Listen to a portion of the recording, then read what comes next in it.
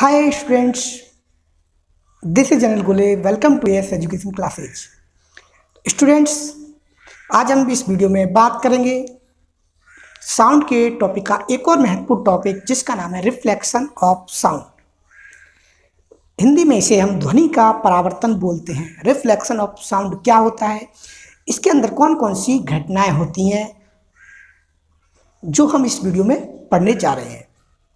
तो इससे पहले जो हमने वीडियो अपलोड किए थे वो किए थे साउंड क्या है, प्रोडक्शन ऑफ साउंड कैसे होता है, प्रोपागेशन ऑफ साउंड कैसे होता है, साउंड वेव की कौन कौन सी कैरेक्टरिस्टिक्स होती हैं और जो साउंड की स्पीड है वो डिफरेंट मीडियम में क्या क्या होती है वो हम इससे पहले पढ़ चुके हैं। अगर वो आपने अभी तक वीडियोज नहीं देखे हैं तो वो मैं डिस्क्रिप्शन बॉक्स में उन सारे वीडियोज की मैं लिंक प्रोवाइड करा दूंगा जहाँ से आप उन्हें देख सकते हैं। और अगर आप सीधे चैनल पर जुड़े हैं तो प्लेलिस्ट में जाकर के क्लास 9 साइंस में आप ये सारे वीडियोज देख सकते हैं।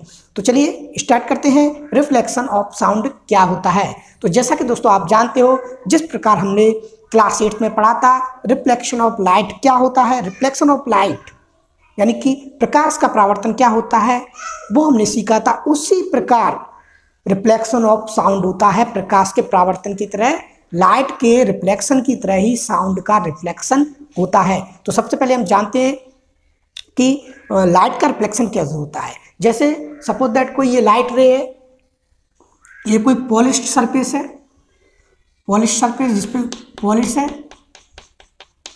बिल्कुल शाइनी, जब इस पे कोई लाइट रेज आती है तो वो टकरा करके वापस उसी मीडियम में लौट जाती है, यानी कि जो आ रही है लाइट उसको इंसिडेंट लाइट बोलते हैं, इंसिडेंट लाइट, इंसिडेंट रे बोल सकते हैं। और जो वापस आ रही है उसको रिफ्लेक्टेड रे बोल सकते हैं, रिफ्लेक्टेड रे बोलते हैं। और एक इमेजिनरी पॉइंट होता है एक जिसको अपन बोलते हैं नॉर्मल, ये नॉर्मल होता है।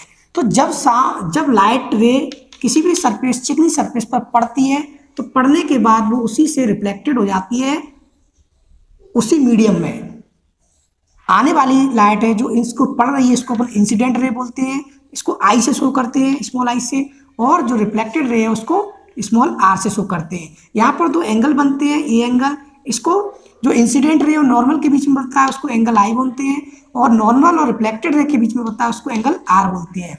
ये दोनों एंगल्स जो होते हैं वो इक्वल होते हैं, ये दोनों जो एंगल्स होते हैं angle I equal to angle R, ये रिफ्लेक्शन का लॉ होता है। ये पहला नियम होता है। दूसरा नियम होता है कि ये इंसिडेंट रे, नॉर्मल और रिफ्लेक्टेड रे होती हैं वो तीनों एक ही तल में स्थित होती है, ठीक है ना। तो कहने का मतलब ये रिफ्लेक्शन ऑफ लॉ होते हैं। रिफ्लेक्शन ऑफ लॉ दो प्रकार के होते हैं। पहला होता है कि जो एंगल आई होता है वो एंगल आर के इक्वल होता है।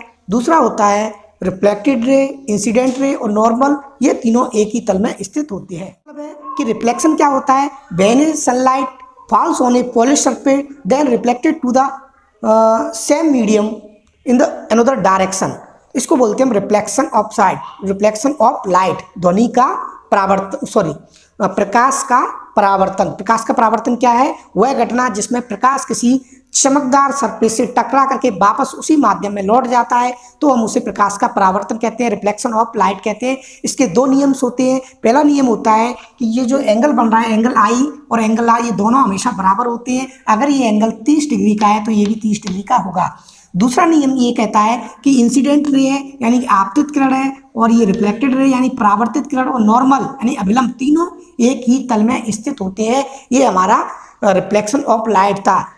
रिफ्लेक्शन ऑफ लाइट की भांति होता है रिफ्लेक्शन ऑफ साउंड, ध्वनि का परावर्तन। वही नियम फॉलो होते हैं इसमें भी, दोनों नियम वही फॉलो होते हैं, दोनों नियम लागू होते हैं और उसी घटना होती है। जैसे मैं आपको बताता हूँ, सपोज दैट हमने एक दीवार ली, दीवार और उसके नीचे एक ये दीवार है और ये टेबल है, इस पर हमने नीचे वाइट कपड़ा बिछा दिया, बिल्कुल वाइट, जिससे साउंड एब्जॉर्ब ना हो, ध्वनि अवशोषित ना हो।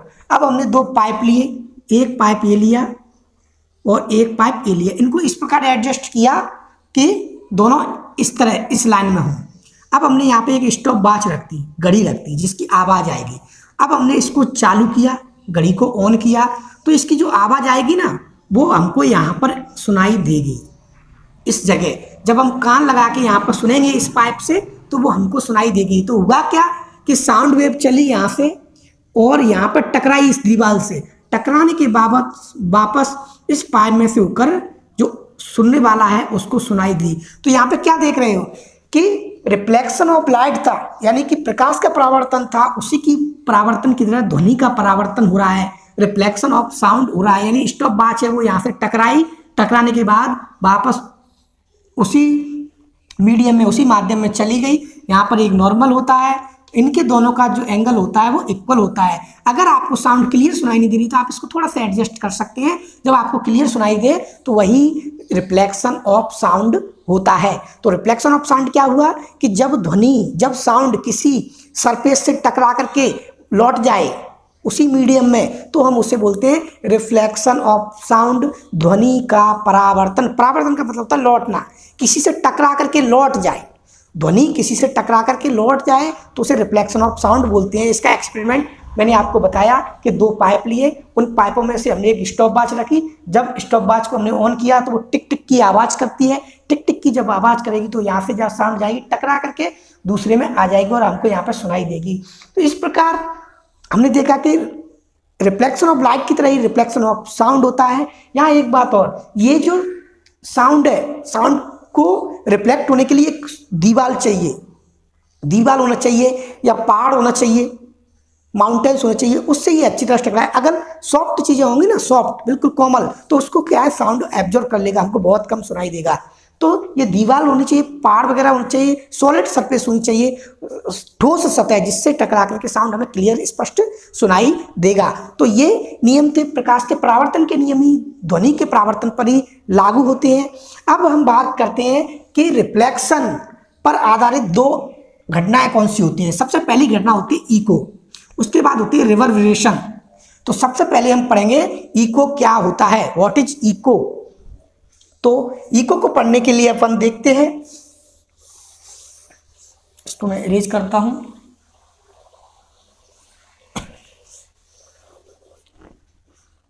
जैसा कि आपने देखा होगा कि अगर आप किसी खाली जगह पे जाते, पहाड़ों पे जाते, या आपने देखा होगा कुएं होते हैं, कुएं में हम बोलते हैं। तो जब हम बोलते हैं, जैसे हमने किसी का नाम पुकारा या बोला हेलो, तो हमें वो आवाज़ वापस हमें सुनाई देती है। जैसे मैंने बोला hello hello hello hello hello hello hello, इस प्रकार आपने देखा कि आपकी आवाज़ टकरा करके वापस आपको सुनाई दे रही है। The repetition of sound by reflection is called echo. अगर आपकी ध्वनि आपको बार बार सुनाई दे रही है किसी सतह से टकरा करके, किसी सॉलिड सरफेस से टकरा करके, तो उसे हम इको बोलते हैं। ध्यान रखना, इको क्या होता है कि जैसे हमने पहाड़ है, ये कोई व्यक्ति है, ये पहाड़ है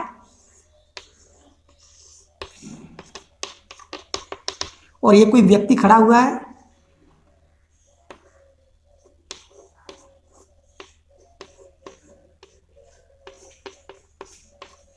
और इसने बोला हेलो, तो ये टकरा करके साउंड इससे टकराएगा, टकराने के बाद वापस यही हेलो की ध्वनि हमें सुनाई देगी। इस पहाड़ से टकराने के बाद आपने बोला हेलो हेलो, तो आपको देखना किस प्रकार ध्वनि सुनाई जाएगी, hello hello hello hello hello hello. इस प्रकार ध्वनि क्या है, हमको वापस सुनाई देती है किसी सॉलिड सरफेस से टकरा करके। इसी को हम बोलते हैं इको, हिंदी में इसे प्रतिध्वनि बोलते हैं, प्रतिध्वनि। तो क्या हुआ इको कि repetition of sound by reflection of sound.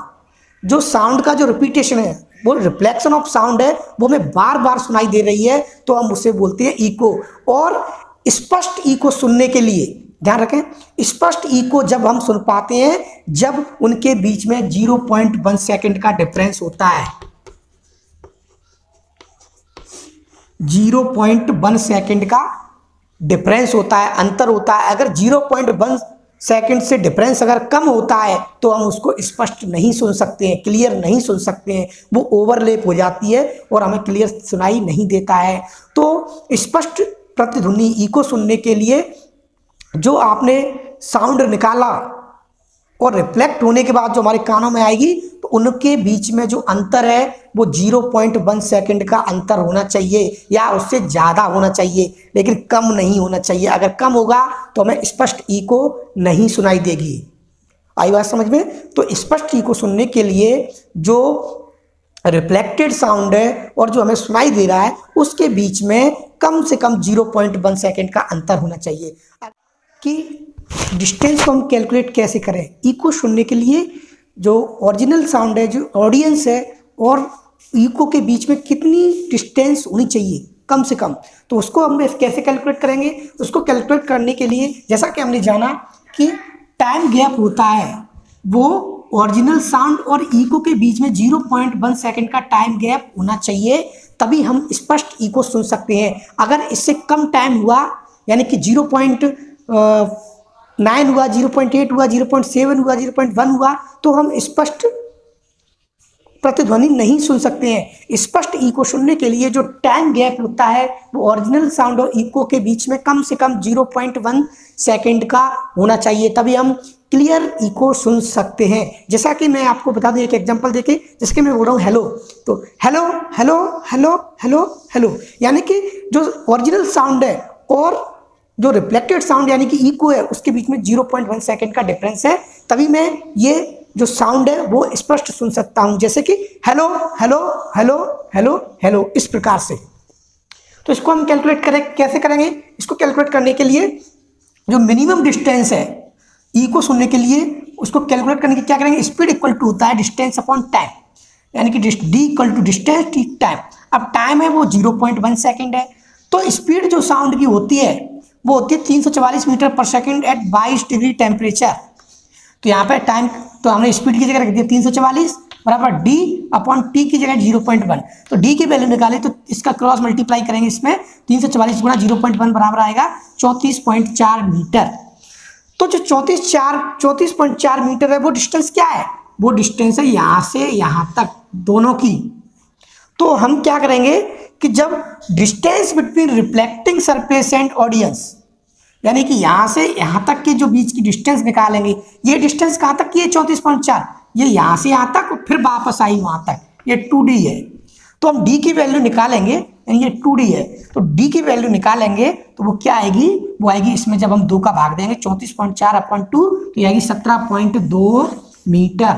यानी कि कहने का मतलब ये है कि जो ओरिजिनल साउंड है और रिफ्लेक्टेड साउंड है उनके बीच की दूरी 17.2 मीटर होनी चाहिए, तभी हम स्पष्ट इको सुन सकते हैं। अगर डिस्टेंस इससे कम हुई तो हम स्पष्ट इको नहीं सुन सकते हैं और वो फिर बार बार रिफ्लेक्ट होकर के आएगी, वो घटना दूसरी हो जाएगी। तो हमने यहाँ पर जाना कि स्पष्ट इको सुनने के लिए जो ओरिजिनल साउंड और रिफ्लेक्टेड साउंड के बीच में 70.2 मीटर का डिस्टेंस होनी चाहिए, दूरी होनी चाहिए, तभी हम स्पष्ट सुनते, या उससे और ज़्यादा भी हो तो भी हम सुन सकते हैं।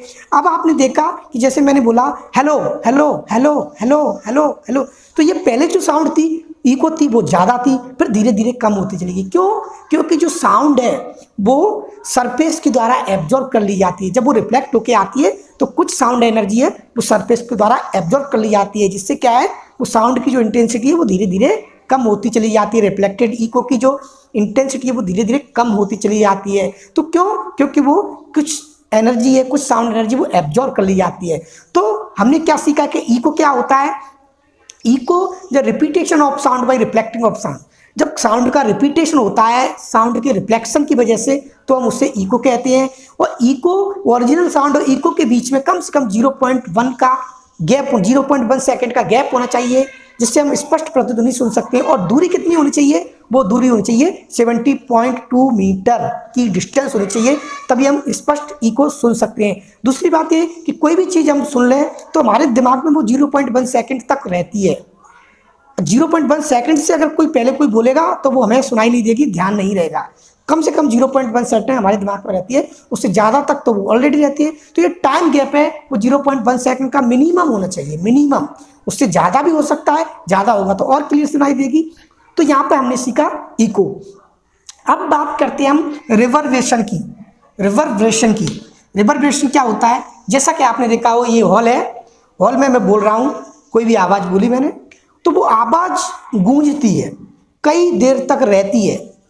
वो आवाज़ repetition of sound multi reflection, वो आवाज़ क्या है, कई बार गूंजेगी और हमें स्पष्ट सुनाई नहीं देगी, मल्टी रिफ्लेक्ट होगी। वो यहाँ से जाएगी, जैसे कि मान के चलिए कि ये रूम है और यहाँ पर कोई बोल रहा है व्यक्ति, तो वो साउंड ऐसे आएगी, ऐसे आएगी, ऐसे आएगी, चारों दिशाओं से रिफ्लेक्ट होगी, मल्टीपल रिफ्लेक्शन होगा उसका, तो हमें वो स्पष्ट सुनाई नहीं देगी। जैसा मैंने बोला hello hello hello hello hello hello hello hello hello, क्या वो हमें सुनाई दी? नहीं दी, क्योंकि जो डिस्टेंस है जो बोलने वाले और रिफ्लेक्टिंग के बीच में वो 17.2 से बहुत कम है।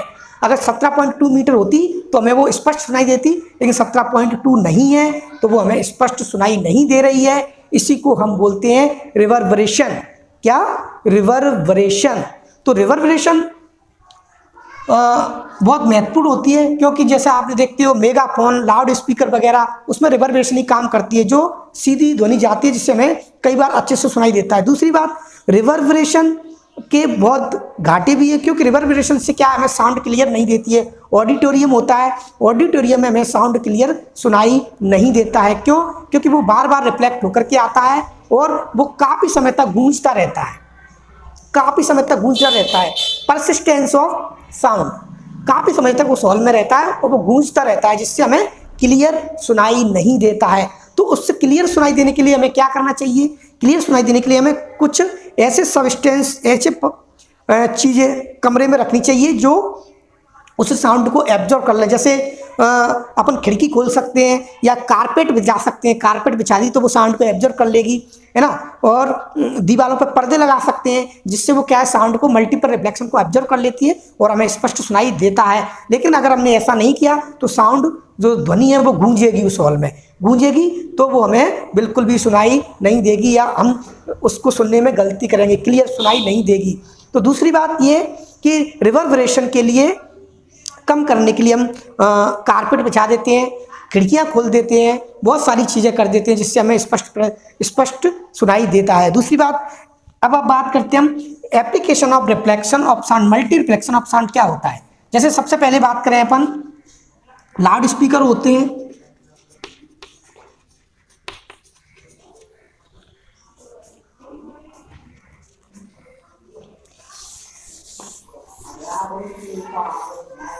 लाउड स्पीकर्स होते हैं नंबर 1।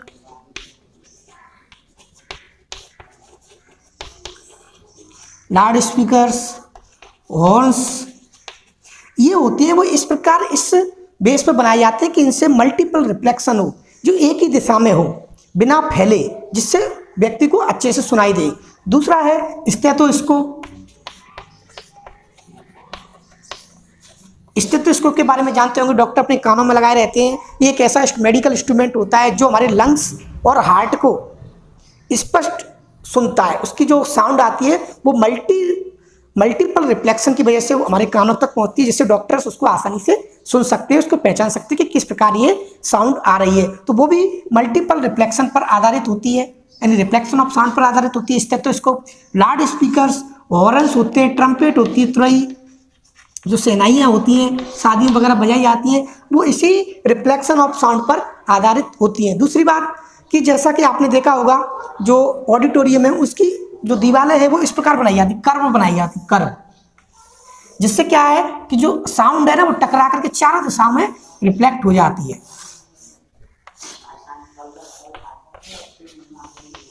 चारों दिशाओं में रिफ्लेक्ट हो जाती है, जिससे पूरे ऑडिटोरियम में स्पष्ट साउंड सुनाई देती है। तो ये कुछ इंपॉर्टेंट एप्लीकेशंस है रिफ्लेक्शन ऑफ साउंड के। जैसा कि हमने देखा लाउड स्पीकर्स, हॉर्न, ट्रम्पेट, वो रिफ्लेक्शन ऑफ साउंड की टेक्निक पर आधारित होते हैं। दूसरा होता है स्टेथोस्कोप, जो डॉक्टर्स यूज करते हैं, मेडिकल इंस्ट्रूमेंट होता है जिससे वो लंग्स यानी हृदय और फेफड़ों की जो साउंड है वो मल्टीपल रिफ्लेक्शन के बाद उनके कानों तक पहुंचती है, जिससे वो पता लगाते हैं कि किस प्रकार की साउंड आ रही है। तीसरा, ऑडिटोरियम से वो कर्व बनाई जाती हैं उनकी छतें, क्यों? क्योंकि वो मल्टीपल रिफ्लेक्शन होगा तो वो वहाँ पर बैठे हुए जो ऑडियंस है उसको अच्छे से सुनाई देगी। तो ये था आज का हमारा बहुत ही महत्वपूर्ण टॉपिक, रिफ्लेक्शन ऑफ साउंड, जिसपे हमने पढ़ा रिफ्लेक्शन ऑफ साउंड क्या होता है। Reflection of sound just like reflection of light की तरह होता है, उसी के नियम इस पर भी फॉलो होते हैं। दूसरा ये कि इस पर जो दो घटनाएं होती है रिफ्लेक्शन पे, वो पहली थी इको और दूसरी थी रिवर्बरेशन। तो इको क्या होती है कि reflection of sound after reflection any surface is called echo. अगर जो रिपीटेशन ऑफ साउंड यानी कि ध्वनि का बार बार सुनाई देना किसी सॉलिड सरफेस से, किसी ठोस सरफेस से टकरा करके, तो उसे हम बोलते हैं इको।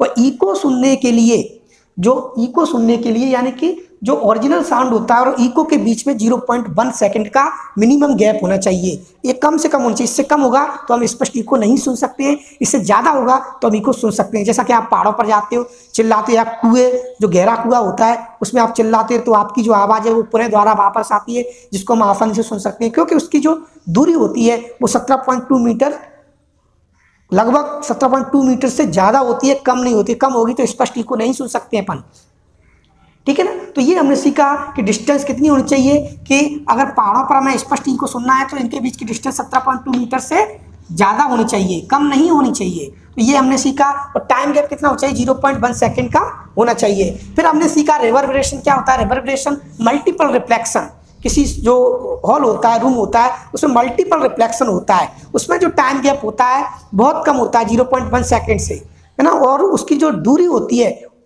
जो साउंड बोल रहा है, आवाज़ निकाल रहा है, और रिफ्लेक्शन के बीच की 17.2 मीटर से कम होती है, जिससे हमें स्पष्ट इको नहीं सुनाई देती है, उनमें ओवरलैप हो जाती है। ये पता नहीं चलता कि वो हो क्या रहा है, क्या बोल रहा है। तो जिसकी वजह से रिवर्बरेशन, उसको अपन कम कैसे कर सकते हैं, कारपेट बता के जो खिड़कियां हैं उनको खोल करके, खिड़कियों पर पर्दे लगा करके, जिससे वो क्या है साउंड एब्जॉर्ब कर ली जाती है और हमें स्पष्ट सुनाई देता है। उसके बाद फिर पढ़े हमने एप्लीकेशन इसके। तो एप्लीकेशन क्या आते हैं, लाउड स्पीकर्स हैं, हॉर्न्स हैं, ट्रम्पेट है, स्टेथोस्कोप है, वो सभी इसी टेक्निक पर आधारित होते हैं, यानी कि रिफ्लेक्शन ऑफ साउंड पर आधारित होते हैं। तो दोस्तों ये था आज का हमारा बहुत ही महत्वपूर्ण टॉपिक, रिफ्लेक्शन ऑफ साउंड।